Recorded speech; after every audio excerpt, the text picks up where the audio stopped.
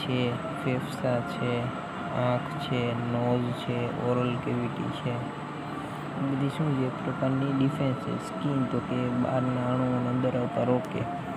લંગ્સની અંદર શું હોય તો કે ભાઈ બીજા જે વાયુ દ્વારા આવતા હોય એ આપણા નાકમાં રોકાઈ જાય, એટલે કે નોઝ દ્વારા હોય.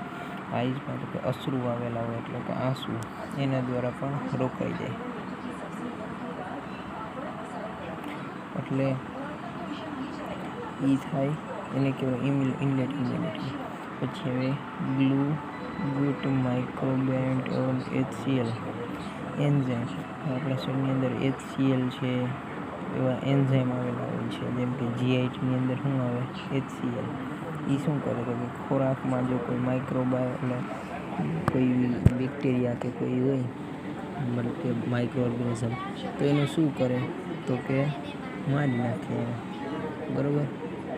પછી અહીંયાથી આપણે વાત કરીએ બીજું આગળ તો કે ન્યુટ્રોફિલ છે, બેઝોફિલ. આપણને ખબર છે કે ભાઈ સેલ છે, મોનોસાઇટસ એન્ડ મેક્રોફેજ પણ આવે.